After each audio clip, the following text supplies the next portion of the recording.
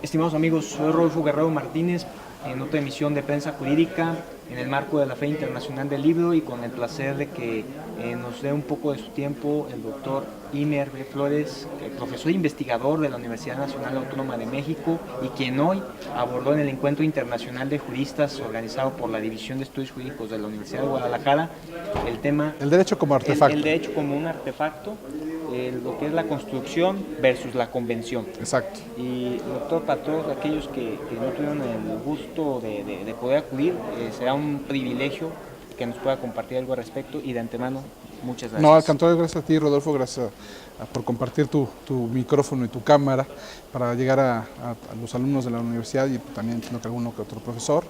Siempre es un gusto, un placer estar por acá, digamos, concretamente estoy invitado por la universidad.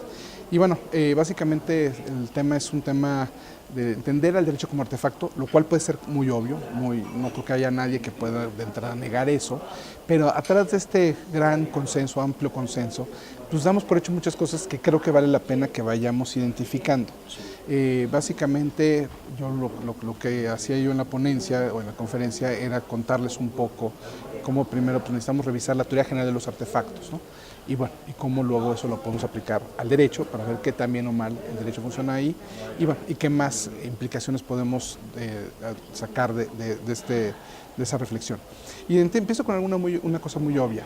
El derecho es algo, digamos, no diría yo natural, suena más bien como algo artificial, algo que hemos creado los seres humanos, y en ese sentido podríamos decir que es un artefacto. Entonces eso, porque digamos, las cosas artificiales por lo general la distinción simplemente hace referencia a que no son natural, una flor artificial versus una flor natural.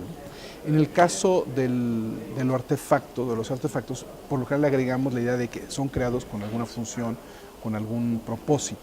Entonces, que esa intención de para qué los creamos es como clave para entender que es un artefacto. Entonces, ponía yo algunos ejemplos, ¿no?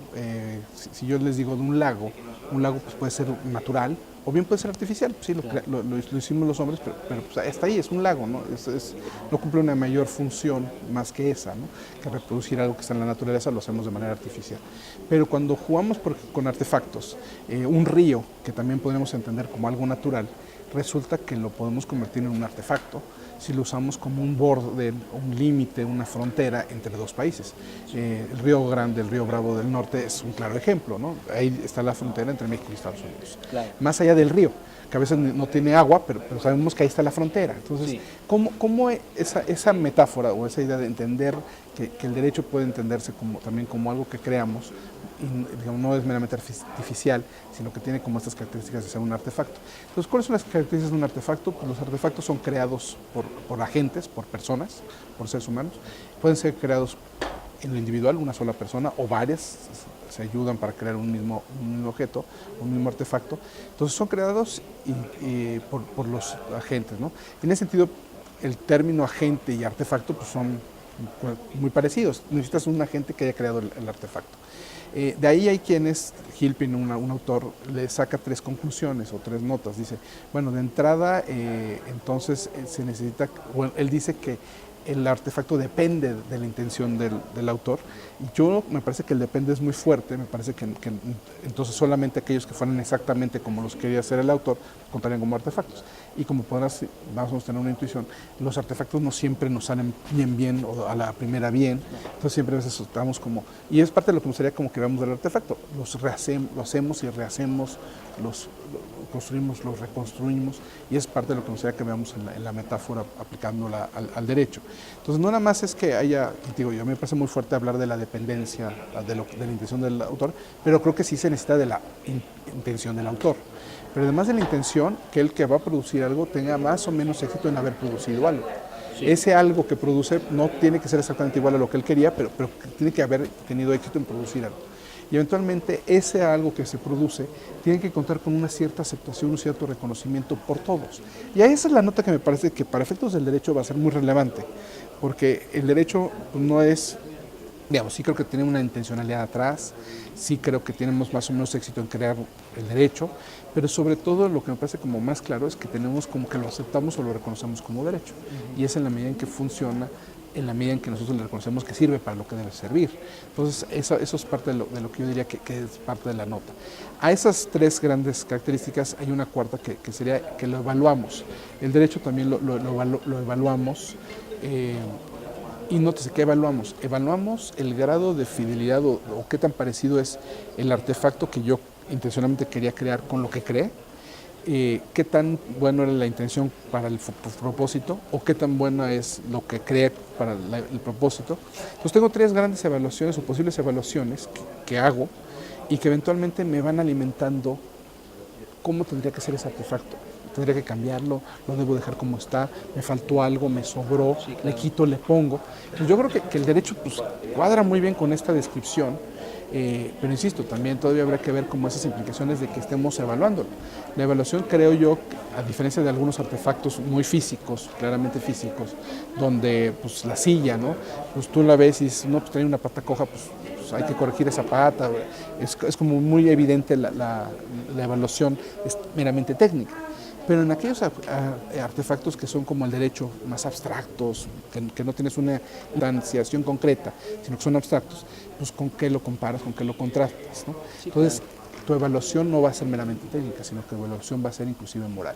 Y ese es donde creo que esa es buena parte de la clave de decir, no nada más es una cuestión a veces de convenciones, de acuerdos, sino que también es del grado de que la construcción cumpla con el objetivo para el cual fue creado. Entonces, en la medida en que cumple con ese objetivo, pues ya no la necesitamos modificar, pero en la medida en que no lo cumple, pues necesitamos hacerle adecuaciones, aunque convencionalmente la gente diga, ay, qué bien está, o qué maravilloso es. No, espérate, le falta, no cumple con todo lo que tendría que cumplir.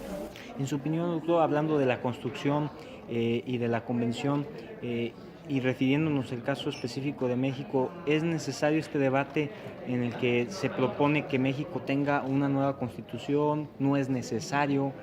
Digamos, ahí la discusión es muy amplia y es muy interesante y es parte de los temas que me interesa como aportar herramientas teóricas para esas discusiones, ¿no?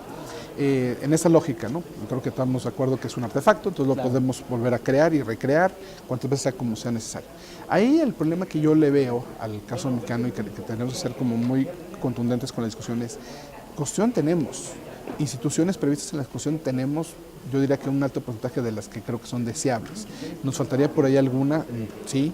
Nótese, la Corte acaba de resolver hace poquito lo de la omisión legislativa. Sí. No está expresamente en la Constitución, pero la Corte encontró que había suficientes elementos implícitos para reconocer que había una omisión legislativa. Entonces, que estuviera en la Constitución expresamente pues, estaría mejor, pero parece que no es estrictamente necesario porque la Corte ya lo encontró, ¿no? Sí. Entonces, pero bueno, entonces, mi pregunta más bien pensando en un debate, yo creo que sí nos haría falta una nueva constitucionalidad, una nueva discusión ahí. Te insisto, no creo que sea una mera cosa de convención, de hacemos nueva constitución cada 50 años, cada 100 años, sino que lo que necesitamos es quizás un momento reconstitutivo, refundacional, a partir del cual nos comportemos de una manera nueva o diferente. Y no se puede hacer eso con el texto actual o con un nuevo texto. Y ese nuevo texto puede ser el producto de una revisión general a la Constitución que tenemos, reordenarla, reestructurarla. Hay un proyecto ahí de jurídicas muy elaborado en ese sentido, pero podría ser directamente la discusión de una nueva Constitución, de redactar desde cero una nueva Constitución. Yo ahí te dejo una nota como digo, yo creo que sí sería un escenario viable o posible. Me queda claro que el experimento de la Constitución de la Ciudad de México, que yo no creo que haya sido, digamos, fue un tanto complicado por las mismas condiciones en que se hizo, tener 40 constituyentes ya designados y 60 electos te genera un desbalance. Digo, no sé si sea una lógica para decir, ya vean, no necesitamos nuevas constituciones, vean el desastre que hacemos con nuevas constituciones, pero ese es otro problema. Yo creo que ahí podríamos hacer un buen estudio, digo, por un lado, para reordenar la que tenemos hoy vigente, o eventualmente para hacer un nuevo proyecto y eventualmente un día decir esta. Pero nada nos serviría que hiciéramos una nueva constitución o reordenáramos la que tuviéramos si íbamos a seguir con la misma actitud frente al derecho. Creo que sí es importante entender que podemos cambiarlo, modificarlo, pero también que tenemos que aceptarlo y reconocerlo y que debe llegar un momento en que digamos, oye, pues esto está ya bien, dejémoslo trabajar, dejémoslo que funcione y que sirva para todo lo que tendría que servir, ¿no? Claro, doctor, y hablando precisamente de que es necesario acatar las cosas que uno asume, pues como autoridad, ya sea legislativa o ejecutiva, judicial incluso, es bueno que México siga o no siga, en su opinión, en la convención? No, por supuesto que a mí me parece que es bueno que México esté en la siga la Convención Americana y todos los demás tratados de materia de derechos humanos. Yo estoy completamente de acuerdo que está bien, que debemos seguir ahí. Yo ahí lo pondría en estos términos.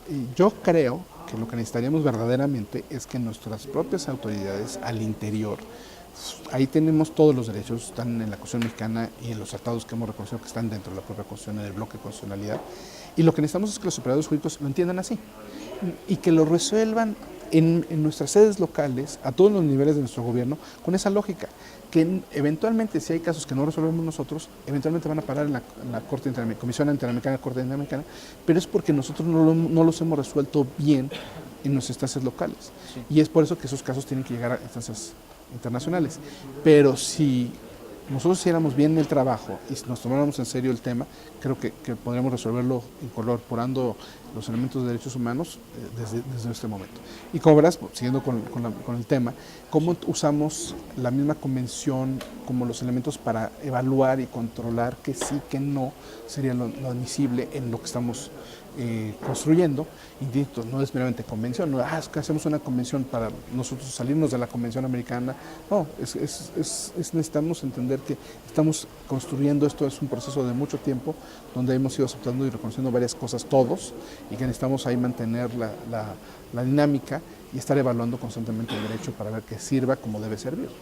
Sumamente importante y en lo cual debemos estar al tanto los que somos aún estudiantes de Derecho, que debemos de familiarizarnos, y precisamente con esto y dando agradecimiento puntual, doctor, ¿qué lecturas nos recomendaría a nosotros, aún estudiantes, que nos hace y estamos deseosos de conocimiento para familiarizarnos de estos temas? Yo en general siempre diría yo, leer siempre es leer. En el marco de la FIL es como más que obligado, es más que evidente, ¿no?, que tenemos que decir eso. Yo en el texto, o la ponencia, en la conferencia, mencionaba, por ejemplo, a Mary Shelley, el libro de Frankenstein, ¿no? Puede ser una novela, ¿no? Pueden leer cualquier cantidad de novelas que parece no tener nada que ver con esto, pero viste, yo la uso para efectos de decir, el monstruo, alguien la crea, ¿no?, el doctor Frankenstein, pero el monstruo es la criatura. Entonces, claro, creador y criatura, entonces, están ahí de la mano, ¿no? Entonces, la metáfora de una novela, ¿no? Pero, digamos, yo siempre he sido, y ahí me acuerdo mucho de una cita de Alfonso Reyes, que decía que si te gusta leer los clásicos. Si quieres leer más, vuelve a leer los clásicos. Entonces, sí, creo que en buena medida hay que leer a los clásicos.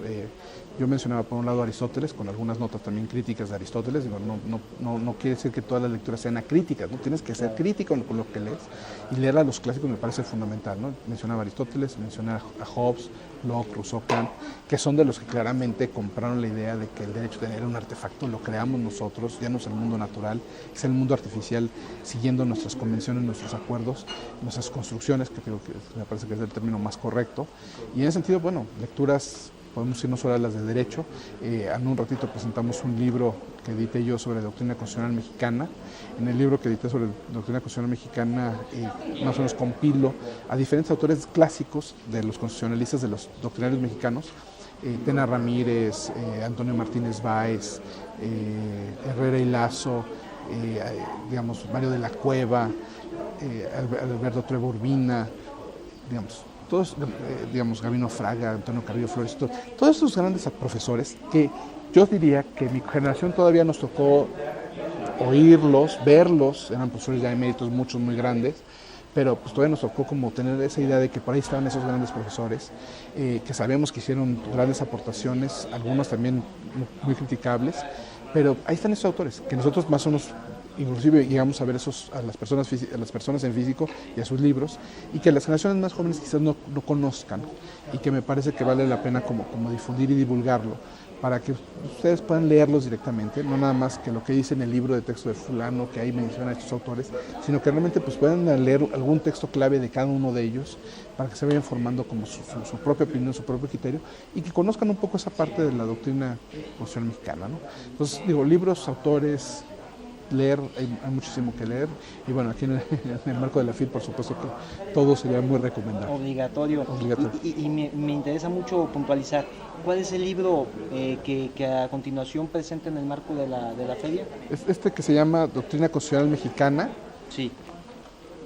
Doctrina Constitucional Mexicana, y está editado por el INERM, el Instituto Nacional de Estudios Históricos de las Revoluciones de México, y el Instituto de Misiones Jurídicas de la UNAM, donde yo laboro, y básicamente están en el marco de toda una serie de un proyecto editorial muy amplio, muy vasto, que se hizo para difundir los temas constitucionales con motivo del centenario de la Constitución del 17, y que entiendo, estoy seguro que hay un